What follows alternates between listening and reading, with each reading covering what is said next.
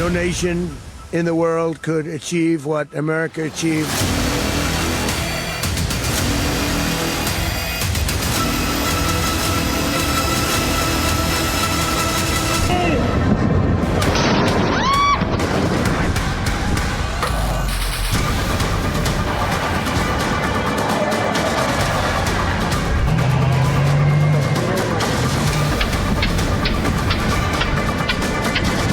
Otro de ese vídeo.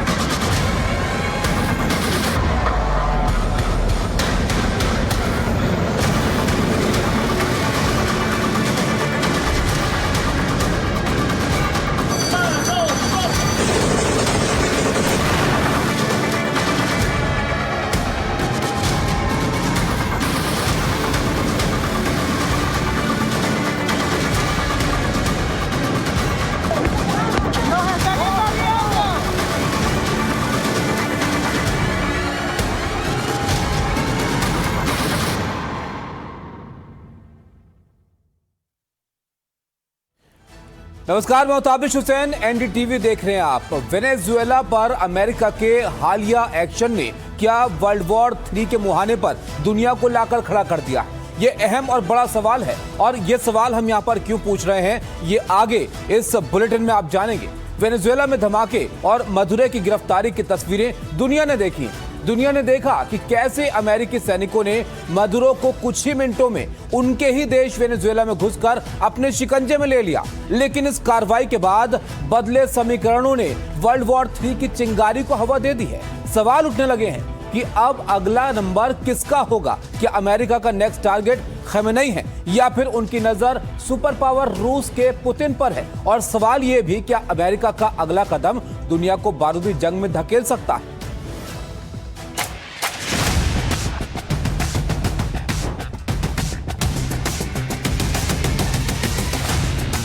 Maduro की गिरफ्तारी, अब किसकी बारी?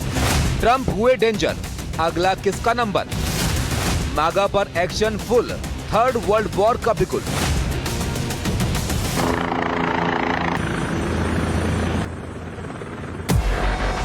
वेनेजुएला में तख्ता पलट और राष्ट्रपति निकोलस मदुरो की इंटरनेशनल किडनैपिंग से ट्रंप का जोश हाई है। ट्रंप पूरे जोश में है। ट्रंप को लग रहा है कि वो जो कुछ कर रहे हैं और आगे जो कुछ करने वाले हैं, उसका दुनिया में कोई मुल्क जवाब नहीं देगा। सब देखते रह जाएंगे और कोई कुछ नहीं बोलेगा। वेनेजुएला को लेकर ट्रंप ने साफ कर दिया है कि अभी कुछ समय के लिए वेनेजुएला में अमेरिका ही शासन चलाएगा और वेनेजुएला के बड़े तेल भंडार का इस्तेमाल भी अमेरिका ही करेगा। ट्रंप ने कहा कि वो अपने कैबिनेट से लोगों को चुन रहे हैं जो वेनेजुएला में इंचार्ज होंगे। उन्होंने कहा कि हमारी बहुत बड़ी यूनाइटेड स्टेट्स की तेल कंपनियां अरबों डॉलर खर्च करेंगी, वेनेजुएला के खराब हो चुके इंफ्रास्ट्रक्चर को ठीक करेंगी, जहां हम बड़ी मात्रा में तेल बेचेंगे। ये तो हुई वेनेजुएला की बात। तो चलिए अब आपको ट्रंप के उस प्लान की जानकारी देते हैं जिसके बारे में ट्रंप बीते लंबे समय से प्लानिंग में जुटे हुए हैं। वेनेजुएला में तख्ता पलट के बाद अब ट्रंप कई देशों को एक साथ चुनौती देने का मूड बना रहे हैं। ट्रंप के प्राइम टारगेट पर हैं किम जोंग उन, नंबर 2 पर हैं आयतुल्ला अली खमेनेई। दरअसल खमेनेई और किम जोंग उन अमेरिका के लिए हमेशा से बड़ी चुनौती साबित होते आए हैं और अब जब तेल का खेल चल ही रहा है तो ट्रंप ईरान पर भी कभी भी हमला बोल सकते हैं। हालांकि ट्रंप ये भी जानते हैं कि ईरान अमेरिका के लिए बहुत बड़ा थ्रेट है और उसके साथ मुस्लिम कंट्री भी खड़ी हो सकती है। लिहाजा ट्रंप बहुत सोच समझकर फैसला लेंगे। वहीं ट्रंप के लिए रूस के राष्ट्रपति व्लादिमीर पुतिन भी चैलेंज बने हुए हैं। ट्रंप ने सत्ता संभालने से पहले ऐलान किया था कि अगर वो सरकार में आएंगे तो 24 घंटे के भीतर रूस और यूक्रेन की जंग खत्म करा देंगे, लेकिन ऐसा हुआ नहीं। इसके अलावा आशंका जताई जा रही है कि ट्रंप क्यूबा, निकारागुआ और कई लैटिन अमेरिकी देशों पर बड़े एक्शन की तैयारी में है। इसके अलावा मिडिल ईस्ट में ईरान और अफ्रीका में अस्थिर देशों पर भी अमेरिका की नजर बनी हुई है। हालांकि एक तरफ ट्रंप पूरी दुनिया में अपनी पकड़ मजबूत बनाने के लिए कोशिश में जुटे हैं, लेकिन चीन भी ट्रंप के लिए बड़ी चुनौती बना हुआ। चीन ने वेनेजुएला पर अमेरिकी हमले और राष्ट्रपति निकोलस मादुरो की गिरफ्तारी पर बड़ा बयान दिया है। चीन के विदेश मंत्रालय ने कहा है कि अमेरिका को वेनेजुएला के नेता निकोलस मादुरो और उनकी पत्नी को तत्काल रिहा करना चाहिए और बातचीत के जरिए स्थिति को सुलझाना चाहिए। देखिए, ट्रंप साहब को जो भी कहा जाए वो चतुर हैं और अपने साइज़ के देशों से पंगा नहीं लेते हैं। वो छोटे देशों पर, और या जो सोचते हैं कि जो छोटे देश हैं और जिनके हाथ में ज़्यादा पत्ते नहीं हैं, वैसे देशों के ऊपर हावी होने की कोशिश करते हैं। और इसमें भी कई बार उनको पीछे हटना पड़ता है, जैसे भारत के साथ उनका अभी दबंगी का तरीका सफल नहीं हो पाया है और भारत ने उनको पीछे धकेला है। उसी तरह ब्राज़ील के साथ भी है। लेकिन ट्रंप साहब को इन सब के बाद अगर लगाम मिलनी है तो वो अगले साल उनके मध्यावधि चुनावों में जिस तरह के नतीजे आएंगे उससे उनको सबसे बड़ी चिंता होगी। और दूसरी परिस्थितियां जो हैं वो यूक्रेन में और यूरोप के बीच जो भी रूस के साथ शांति संभावना होगी, उसके नतीजे में ट्रंप साहब को एक पराजय का सामना करना पड़ सकता है। वहीं अब इस बात पर भी बहस तेज हो गई है कि जिस तरीके से वेनेजुएला के राष्ट्रपति निकोलस मादुरो की गिरफ्तारी की गई है, तो क्या ये कार्रवाई अंतर्राष्ट्रीय कानून का उल्लंघन है और क्या इससे नई कोल्ड वॉर जैसी स्थिति पैदा होगी? बहरहाल अमेरिका का अगला कदम क्या होगा? क्या ट्रंप एक बार फिर से दुनिया को चौंकाने की प्लानिंग में जुटे हैं और क्या ट्रंप अस्थिरता फैलाकर विश्व युद्ध की स्क्रिप्ट लिख रहे हैं? इस सवाल का जवाब जानने के लिए बने रहिए हमारे साथ। तो बड़ा सवाल है कि अमेरिका का अगला टारगेट कौन हो सकता है। इसमें एक नाम जो सबसे आगे नजर आता है वो है किम जोंग उन, जो अमेरिका के लिए डीप थ्रेट बने हुए हैं। ऐसा आज से नहीं है, बल्कि बीते लंबे वक्त से पूरा अमेरिका किम जोंग उन के निशाने पर है। किम जोंग उन ने 2026 का पहला बैलिस्टिक मिसाइल टेस्ट किया और उसके बाद किम जोंग ने अमेरिका को खुली चेतावनी दे डाली है।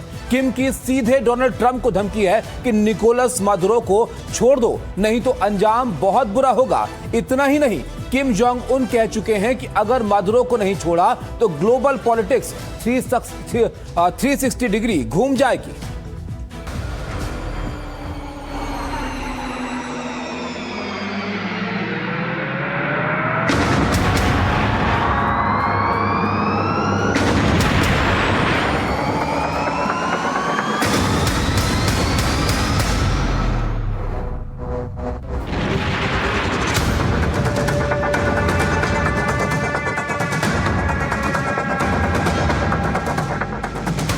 किम जोंग की ट्रंप को खुली चेतावनी।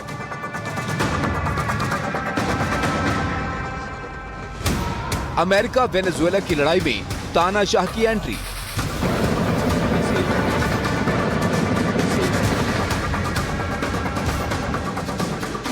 क्या तीसरे विश्व युद्ध की ओर बढ़ रही है दुनिया?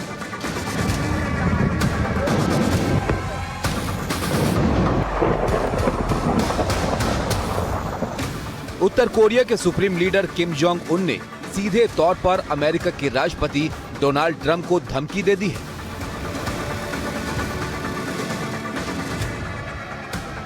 इस चेतावनी में वेनेजुएला के राष्ट्रपति निकोलस मादुरो को रिहा करने के लिए कहा गया है और साथ में ट्रंप को यह भी धमकी दी है कि अगर ऐसा नहीं हुआ तो इसके गंभीर अंतर्राष्ट्रीय परिणाम होंगे। यानी एक तरह से ट्रंप को वर्ल्ड वॉर की खुली चेतावनी मिल चुकी है और देने वाला वो शख्स है किम जोंग उन, जिसको एक सन की तानाशाह भी कहा जाता है। किम ने मादुरो को अपना दोस्त बताया है और मांग की है कि जल्द से जल्द अमेरिका उन्हें रिहा करे।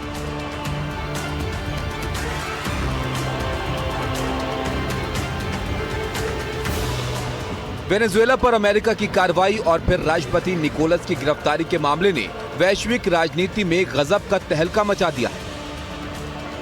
दूसरी ओर इस पूरे मामले में वैश्विक राजनीति और अब इस पूरे मामले में उत्तर कोरिया के नेता किम जोंग उन भी कूद पड़े हैं। लेकिन क्या होगा अगर किम जोंग उन और ट्रंप यानी अमेरिका और उत्तर कोरिया आपस में टकरा जाते हैं? कौन किस पर भारी पड़ सकता है और सबसे बड़ी बात, विश्व के लिए कितना बड़ा संकट हो सकता है। आज हम इन सब सवालों के जवाब तलाशने की कोशिश करते हैं। पहले भी दोनों नेताओं के बीच अपमान और धमकियों का दौर चला था। 2017 में अपने पहले कार्यकाल के दौरान ट्रंप और किम ने एक दूसरे के खिलाफ अपमानजनक शब्दों और धमकियों का इस्तेमाल किया। ट्रंप ने किम को रॉकेट मैन कहा था, जबकि उत्तर कोरिया ने भी जवाबी बयान दिए थे। –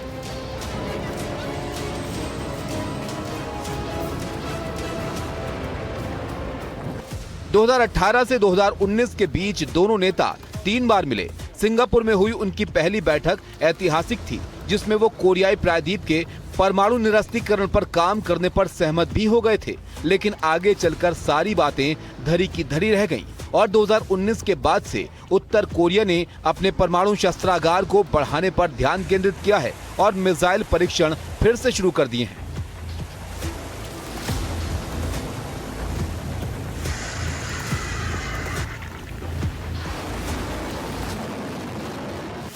उत्तर कोरिया ने हाल ही में बैलिस्टिक मिसाइलों का परीक्षण किया है, जिसकी जानकारी दक्षिण कोरिया की सेना ने दी।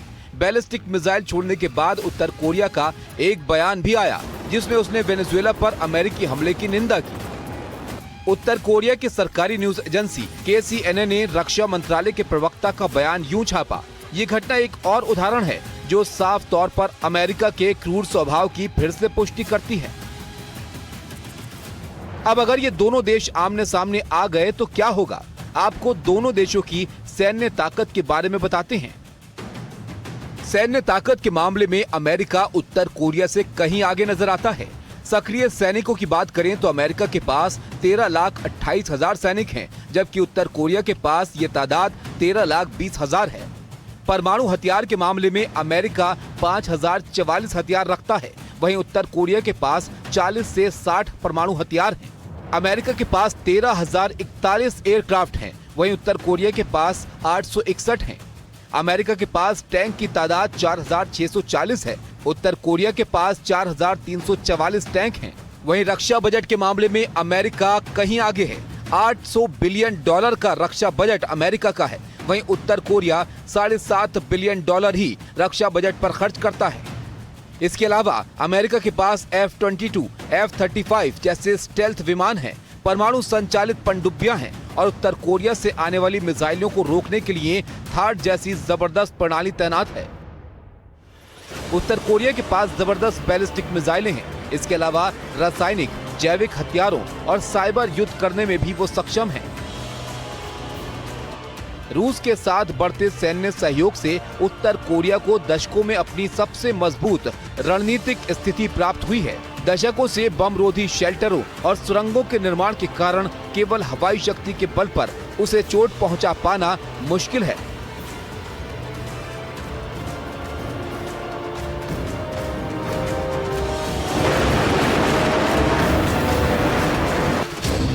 आंकड़ों में भले ही अमेरिका उत्तर कोरिया से बहुत आगे दिख रहा है, लेकिन किम जोंग उन को ट्रंप हल्के में नहीं ले सकते।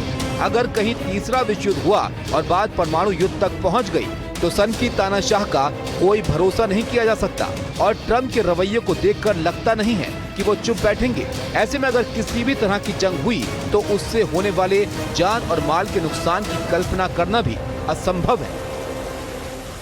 Bureau report, NDTV India.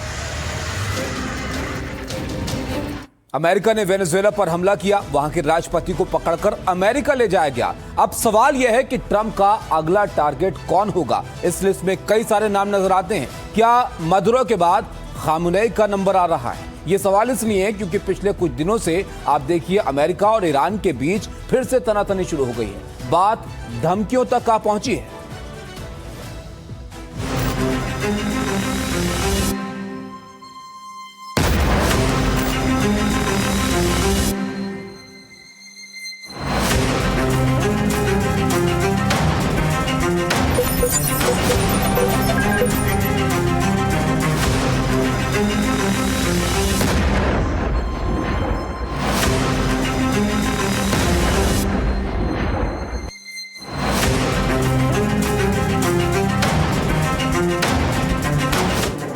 ज्यादा पुरानी बात नहीं है।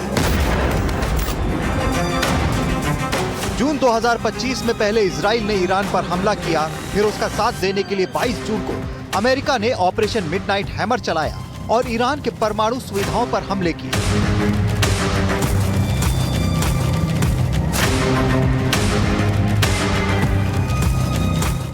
अमेरिका ने शायद सोचा था कि ईरान चुप बैठ जाएगा, तो वो गलत साबित हुआ। 23 जून को ईरान ने कतर में अमेरिका के सबसे बड़े सैन्य अड्डे पर हमला कर दिया। ईरान ने साफ कर दिया कि उस पर हमला हुआ तो वो भी कुछ भी कर सकता है। ट्रंप ने युद्ध विराम की घोषणा की, जिसकी ईरान और इजराइल ने बाद में पुष्टि की, जिससे वो संघर्ष समाप्त हो गया। लेकिन दुश्मनी खत्म नहीं हुई, शायद वो अब और बढ़ चुकी है। अमेरिका लगातार ईरान को धमकियां देता रहा है। ईरान में पिछले कुछ दिनों से महंगाई के विरोध में राजधानी तेहरान समेत कई शहरों में प्रदर्शन हो रहे हैं और सरकार इसे दबाने की कोशिश कर रही है। इन सब के बीच ट्रंप ईरान को धमकी देते हैं। ट्रंप ने अपने ट्रुथ सोशल प्लेटफॉर्म पर एक पोस्ट में लिखा, अगर ईरान शांतिपूर्ण प्रदर्शनकारियों को हिंसक तरीके से मारता है तो अमेरिका उनकी मदद के लिए आएगा।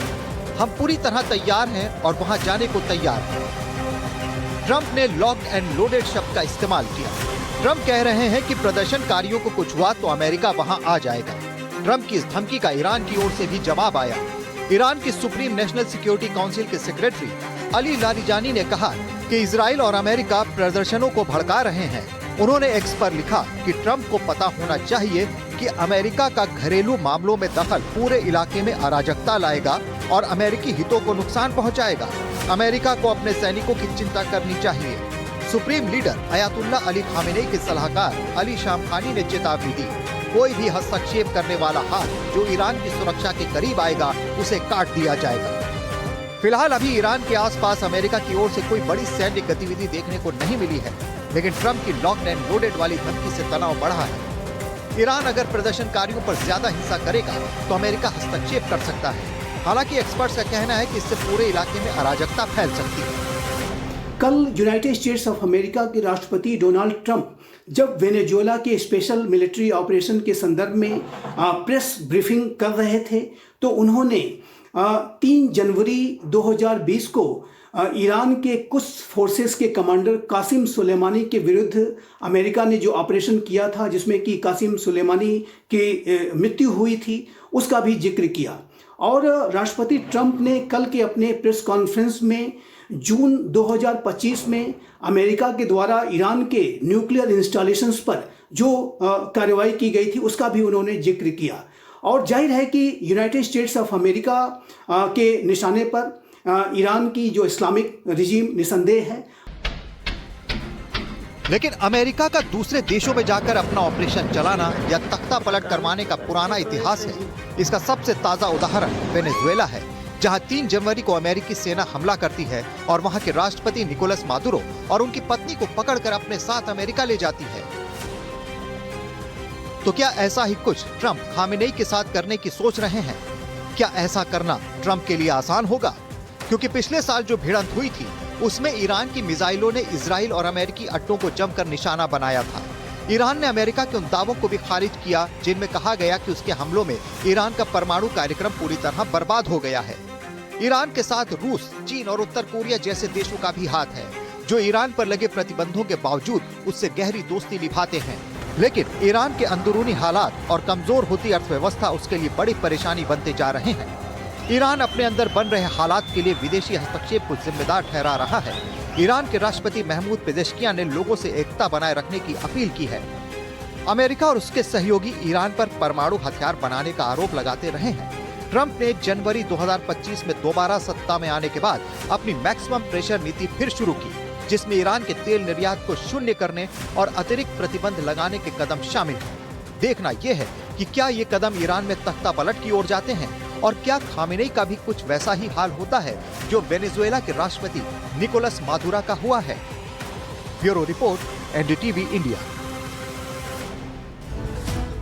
देखिए, ट्रंप हर हाल में चीन को रोकना चाहते हैं। चीन के बढ़ते प्रभुत्व और शी जिनपिंग की वेनेजुएला से दोस्ती ट्रंप को नागवार गुजरी है, जिसका नतीजा ये रहा कि ट्रंप ने देखते ही देखते वेनेजुएला में तख्ता पलट करा दिया। ट्रंप के ऐसे तेवर देखकर दुनिया हैरान है और चीन अलर्ट पर है, क्योंकि माना जा रहा है कि अगर चीन ने वेनेजुएला के साथ खड़े होने का ऐलान कर दिया तो पूरी दुनिया 2 खेमों में बंट जाएगी, जिसका नतीजा होगा विश्व युद्ध 3.0।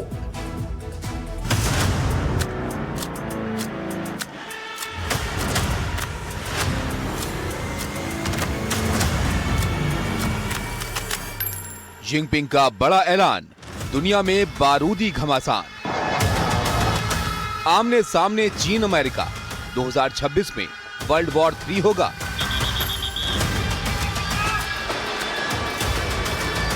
चीन से मादुरो की करीबी, सैन्य कार्रवाई से तनातनी। क्या चीन से नजदीकी मादुरो को भारी पड़ गई? क्या अमेरिका की सैन्य कार्रवाई के पीछे चीन भी अहम किरदार है?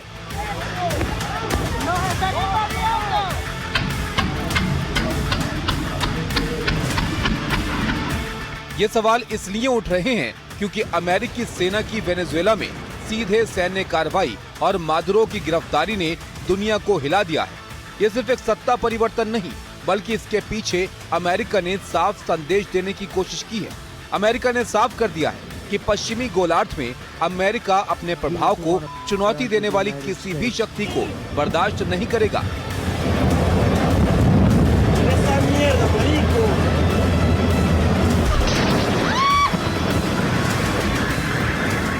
दरअसल वेनेजुएला लंबे वक्त से चीन, रूस और ईरान जैसे देशों के लिए लैटिन अमेरिका में एक अहम रणनीतिक ठिकाना रहा है।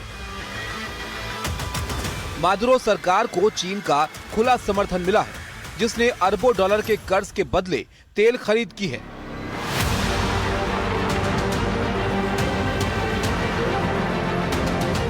अब उसी शासन को हटाकर अमेरिका ने चीन को ये जता दिया है कि उसका बैकयार्ड यानी वेनेजुएला किसी भी वैचारिक प्रतिद्वंदी के लिए खुला नहीं है।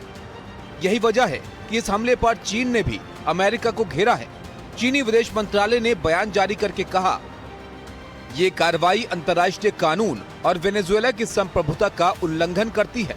ये लैटिन अमेरिका और कैरिबियाई क्षेत्र में शांति और सुरक्षा के लिए खतरा है।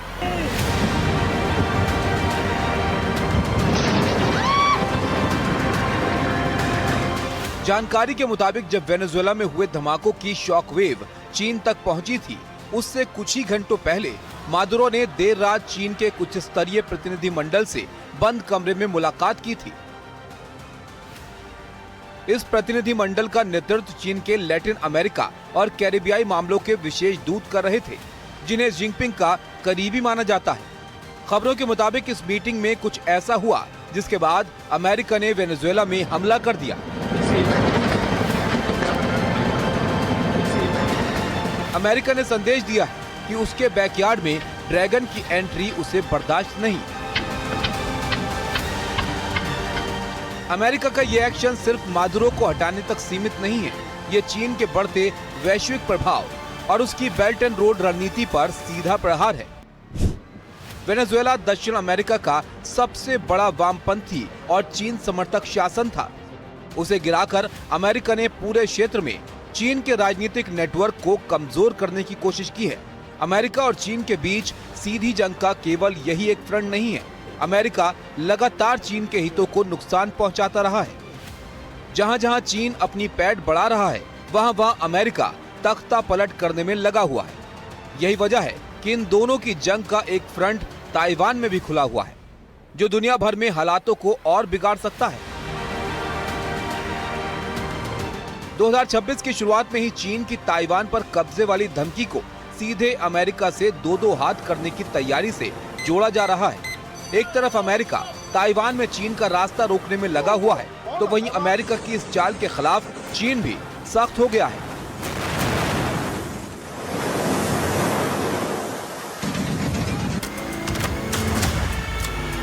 चीन के राष्ट्रपति जिनपिंग ने अमेरिका के खिलाफ ऐलान जंग कर दिया है। शी जिनपिंग ने कहा कि ताइवान का चीन में विलय रोका नहीं जा सकता। ताइवान जलडमरू मध्य के दोनों ओर के लोग खून और रिश्तों से जुड़े हैं और एकीकरण समय की मांग है। शी जिनपिंग का यह बयान उन देशों को सीधे संदेश है जो विलय रोकने की कोशिश कर रहे हैं, जिसमें सबसे पहले नंबर अमेरिका का है। यानी जिनपिंग ने अब अमेरिका को चैलेंज कर दिया है और आमने सामने की तैयारी भी शुरू कर दी है। चीन ने इसी हफ्ते ताइवान के पास 2 बड़े सैन्य अभ्यास किए, जिसमें मिसाइल लॉन्च, फाइटर जेट, नौसैनिक जहाज शामिल थे। चीन ने इसे जस्टिस मिशन 2025 नाम दिया।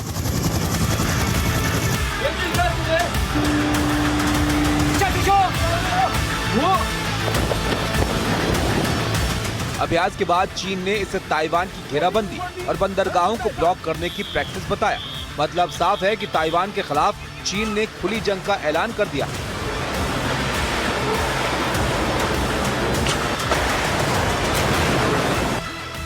हालांकि अमेरिका ने चीन की इस डील को ताइवान स्टेट के हालात को अस्थिर करने वाला बताया, लेकिन चीन ने इसे गंभीरता से नहीं लिया, क्योंकि चीन अमेरिका को इस कवायद में सबसे बड़ा रोड़ा मानता है। और अब ताइवान के बाद वेनेजुएला के एक्शन ने नया वॉर फ्रंट खोलते हुए अमेरिका और चीन के बीच सीधी जंग की आशंका बढ़ा दी है। Bureau report, NDTV India.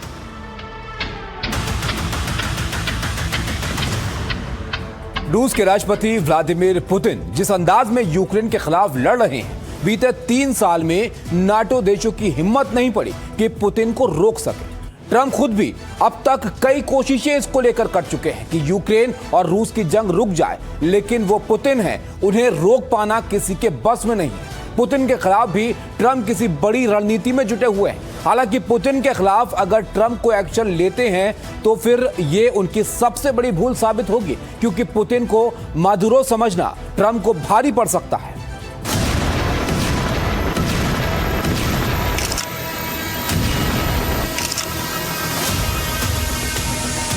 No nation in the world could achieve what America achieved.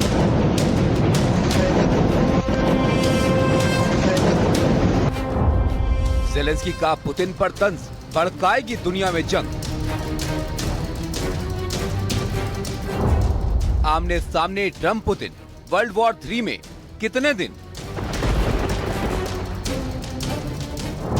2026 में जंगी तैयारी दुनिया को पड़ेगी भारी।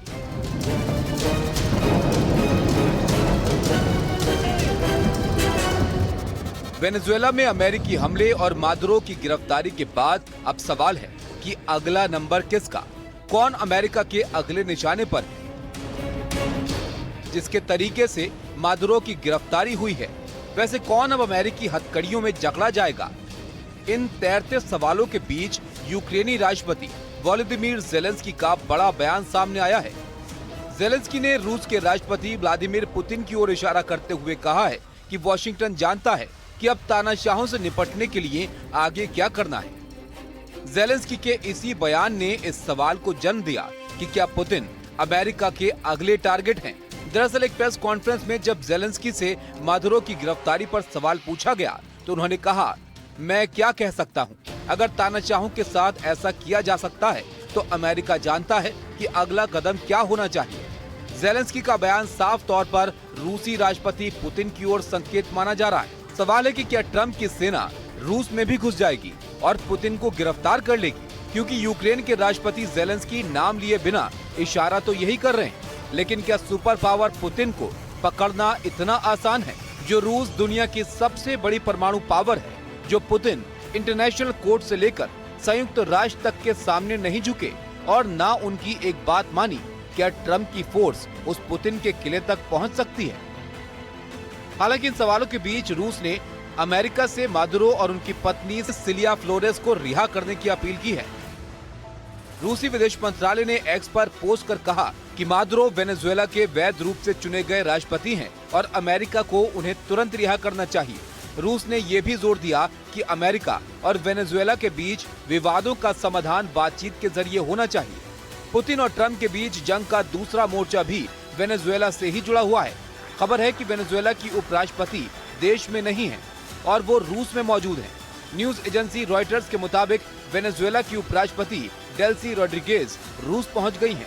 माना जा रहा है कि डेल्सी रोड्रिगेज ने रूस में राजनीतिक और कूटनीतिक समर्थन की तलाश शुरू कर दी। डेल्सी रोड्रिगेज ने ही शनिवार को वेनेजुएला के सरकारी टीवी पर एक ऑडियो संदेश जारी किया। इसमें उन्होंने मादुरो और उनकी पत्नी सिलिया फ्लोरेस के जीवित होने का सबूत मांगा। उन्होंने अमेरिकी कार्रवाई को अपहरण करार दिया और कहा कि मादुरो ही वेनेजुएला के वैध राष्ट्रपति हैं। रूस में डेल्सी रोड्रिगेज की मौजूदगी को इस संकट में पुतिन की सीधी एंट्री के तौर पर देखा जा रहा है। इससे साफ है कि वेनेजुएला अब सिर्फ एक देश का संकट नहीं रहा, बल्कि अमेरिका और रूस की नई भू राजनीतिक टकराव की जमीन बन चुका है। Report, NDTV India.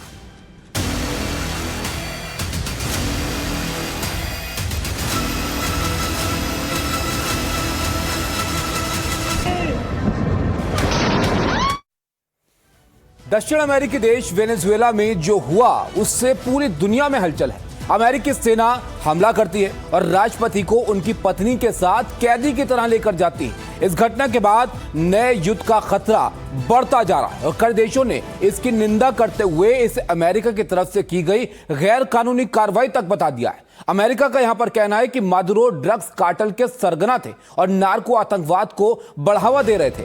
वैसे मादुरो खुद अथाह संपत्ति के मालिक हैं। शनिवार 3 जनवरी को अमेरिका ने वेनेजुएला पर सैन्य कार्रवाई करते हुए वहां के राष्ट्रपति निकोलस मादुरो और उनकी पत्नी को गिरफ्तार कर लिया। उन्हें अमेरिका ले जाया गया। मादुरो के हाथ में हथकड़ी और आंखों पर पट्टी बंधी हुई दिखाई दी। अमेरिका ने इसे शानदार ऑपरेशन बताया है। ये बात अलग कि किसी भी तरह के अंतर्राष्ट्रीय कानून को अमेरिका और ट्रंप ने नहीं माना है और एक देश के राष्ट्रपति का ताकत के जोर पर एक तरह से अपहरण कर डाला। इस ऑपरेशन के बाद अपनी पहली ही स्पीच में ट्रंप ने साफ कर दिया कि उनके इरादे क्या हैं। ट्रंप ने ऐलान कर दिया है कि अमेरिका कम से कम कुछ समय तक अब वेनेजुएला चलाएगा। उन्होंने कहा कि हम ऐसे ही किसी के हाथ में देश चलाने की ताकत नहीं दे सकते हैं। फिलहाल हम लोग ही वेनेजुएला को चलाएंगे। ट्रंप ने बड़े गर्व से घोषणा की कि अमेरिका वेनेजुएला के तेल उद्योग में बहुत मजबूती से शामिल होगा।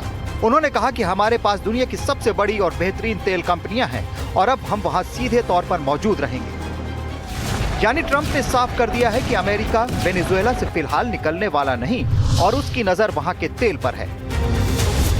मादुरो अमेरिका की गिरफ्त में है। बात मादुरो की हो रही है, पूरी दुनिया में उनकी चर्चा है। बात वेनेजुएला के तेल की हो रही है, बात मादुरो की संपत्ति की भी हो रही है। हालांकि अलग अलग रिपोर्ट्स में अलग अलग दावे हैं। सेलिब्रिटी नेटवर्क के मुताबिक उनके पास करीब $20 लाख हैं। याहू फाइनेंस के मुताबिक उनके पास करीब $20 लाख हैं। रियलिटी टी के मुताबिक उनके पास करीब $10 लाख हैं। बीबीएन टाइम्स के मुताबिक करीब $20 लाख। मादुरो की राष्ट्रपति सैलरी करीब $4000 प्रति महीना बताई जाती है, लेकिन उन्हें सरकारी घर, गाड़ी और सुरक्षा जैसी सुविधाएं मिलती हैं। लेकिन क्या सिर्फ इतना ही है? वो वेनेजुएला के कई साल से राष्ट्रपति हैं। उनके विरोधी आरोप लगाते रहे हैं कि वो दिखावा भले ही कुछ करें, लेकिन किसी तानाशाह से कम नहीं है। जानकारी के मुताबिक अमेरिकी एजेंसियों ने अब तक मादुरो से जुड़े $70 करोड़ से ज्यादा की संपत्ति जब्त करने का दावा किया है, जिसमें निजी जेट, लग्जरी गाड़ियां और प्रॉपर्टी शामिल हैं। निकोलस मादुरो 10 जनवरी को सत्ता में तीसरी बार वापसी का पहला साल पूरा कर पाते, इससे पहले ही अमेरिका ने उनके देश पर हमला बोला। मादुरो पर तानाशाही, चुनावी धोखाधड़ी, भ्रष्टाचार, विद्रोहियों को कुचलने और जनता को बदहाली में धकेलने जैसे आरोप लगे हैं। यूएन मानवाधिकार संगठन का दावा है कि उनके शासन में 20,000 से ज्यादा लोगों की हत्याएं हो गई। 70 लाख वेनेजुएला नागरिक देश छोड़कर भाग गए। वैसे निकोलस मादुरो के फर्श से अर्श बनने की कहानी भी दिलचस्प है। वेनेजुएला की राजधानी कराकस में ही पैदा हुए मादुरो कभी एक मेट्रो में बस ड्राइवर का काम करते थे और वहां की ट्रांसपोर्ट ट्रेड यूनियन के सदस्य थे। वामपंथी परिवार में जन्मे मादुरो के पिता भी ट्रेड यूनियन लीडर थे। रोमन कैथोलिक ईसाई मादुरो का दावा है उनके दादा दादी यहूदी थे, लेकिन मादुरो खुद को भारत में सत्य साईं बाबा का अनुयायी भी बताते हैं। मादुरो ने राजनीति में नई सीढ़ियां 1990 के दशक से शुरू की। वेनेजुएला में जब 1992 में राष्ट्रपति कार्लोस एंड्रेस पेरेस को सत्ता से हटाने और ह्यूगो चावेज को जेल से रिहा कराने के लिए अभियान चला, तो मादुरो ने इसकी अगुवाई की। चावेज ने पेरेस को सत्ता से हटाने के लिए गुरिल्ला आर्मी बनाई थी। चावेज की रिहाई के बाद मादुरो उनके शागिर्द बन गए और उनके 5th रिपब्लिक मूवमेंट में सहायता की।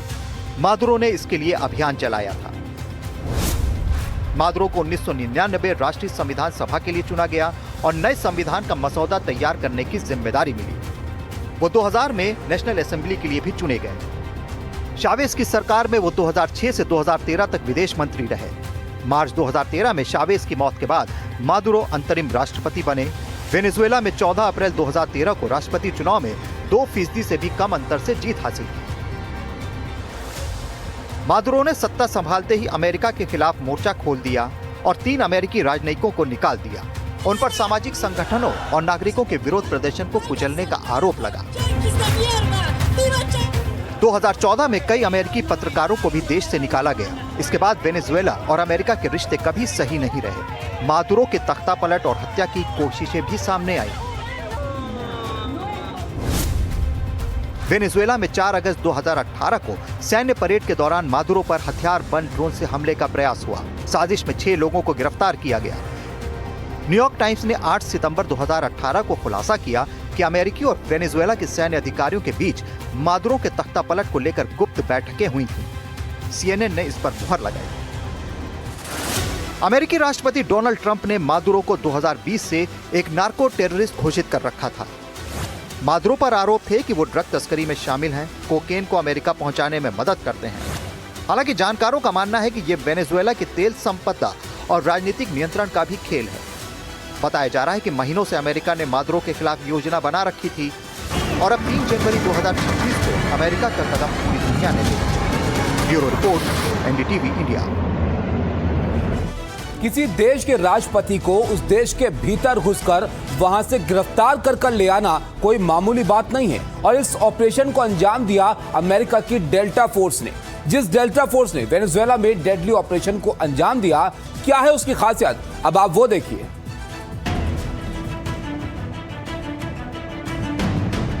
डेल्टा फोर्स, आधिकारिक नाम first special forces operational detachment delta, ये अमेरिका की टियर 1 स्पेशल मिशन यूनिट है जो जॉइंट स्पेशल ऑपरेशंस कमांड के तहत काम करती है। डेल्टा फोर्स 1977 में अस्तित्व में आई और आज दुनिया की सबसे डेंजर फोर्स मानी जाती है। ये वही डेल्टा फोर्स है जिसने अब से ठीक 24 घंटे पहले वेनेजुएला के राष्ट्रपति निकोलस मादुरो को एक सीक्रेट ऑपरेशन में गिरफ्तार किया। हालांकि इस ऑपरेशन में साइबर कमांड और CIA की भी अहम भूमिका रही। डेल्टा फोर्स में किसी भी अमेरिकी की एंट्री होना आसान नहीं है क्योंकि डेल्टा फोर्स की चयन प्रक्रिया बेहद कठिन है और जो भी अमेरिकी इस फोर्स में शामिल होता है वो मानसिक और शारीरिक तौर पर बेहद मजबूत होता है। डेल्टा फोर्स का नाम दुनिया के सबसे खतरनाक मिशन को अंजाम देने के लिए जाना जाता है और अमेरिका के इस फोर्स के नाम से अच्छे दुश्मनों के पसीने छूट जाते हैं क्योंकि जो डेल्टा फोर्स की रडार पर आता है उसका खात्मा तय माना जाता है। तो देखा आपने किस तरह से दुनिया में तनाव बढ़ता हुआ दिख रहा है और इसीलिए हम यहाँ पर कह रहे हैं कि क्या अमेरिका की ये जो ताजा हालिया एक्शन है ये दुनिया को वर्ल्ड वॉर 3 के मुहाने पर ले आई है। इस पर और बात करेंगे। फिलहाल एक ब्रेक ले यहाँ पर रुकते हैं, लेकिन ब्रेक पर जाने से पहले आप देखिए इस वक्त की हेडलाइंस।